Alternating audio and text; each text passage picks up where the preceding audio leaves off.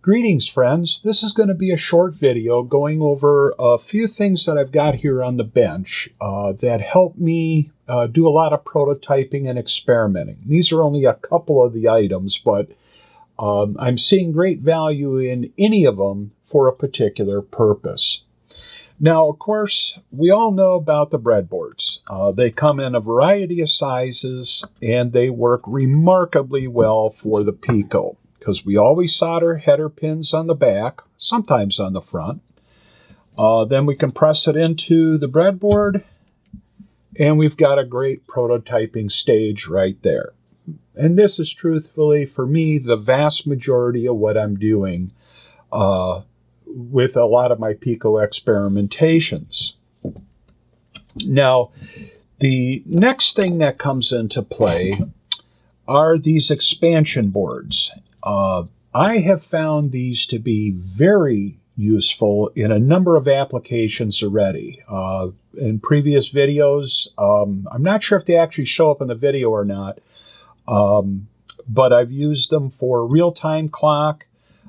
This one here is from Pico. It's got 5 spaces where you can put in modules. And this one's been used a lot for me because it had the Raspberry Pi Pico and the Pico display on it literally since the day I brought it home from Micro Center. So it's been actively utilized a lot in my prototyping. What I find handy is that I can put on a lot of different modules. I think I got a real-time clock here.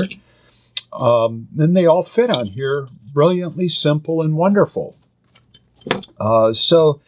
This particular one is from Treatix. I believe this came as part of a kit with one of their displays that looks an awful lot like the Pico display. But it's smaller and very handy to work with, and I've used it also several times. So these two devices, these expansion boards, are just handy in the environment that we're working with the Picos. Where they do lack is it's really not too suitable for an actual finished project or product, if you will, that we're working on or creating. The other one that I've thought I would use more is this style, screw terminal breakout board. And the reason why I thought this would be very handy is it goes back to when I first got into tinkering with the Raspberry Pis. On those, they've got the dual row 40-pin header. And, you can work with DuPont wires all you want, but sometimes it's better to have screw terminals. And so what I did was I fabricated, these are 3 of them that I just grabbed real quickly that I have around, and that's for working on the Raspberry Pis. And I find that the screw terminals are very reliable. You don't get too many intermittents like you might with DuPont wires, etc. So I've used these just countless times, and I've actually used these as well in finished projects that I was working on because it's very convenient for attaching and disconnecting devices and wires and so forth. So when I saw these, I bought one, and then a little while later I was back in another location and I bought another one. Now, in truth, I've only used this style once.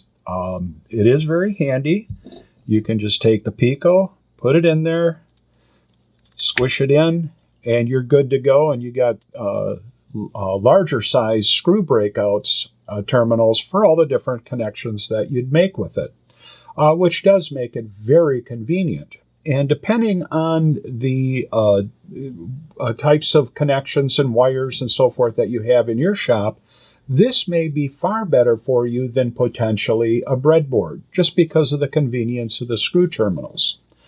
But just wanted to kind of share that with you guys, that these expansion boards, the screw terminal devices, and of course breadboards, they're all great devices, and they seem to be better in certain ways than the others. So I got all three, I use all three, and I will continue to use all three, and I'm sure I'll run across more. If I run across more cool prototyping aids, I'll certainly give you guys a new video and explain those to you as well. Thanks for watching. Look forward to seeing you in the next video.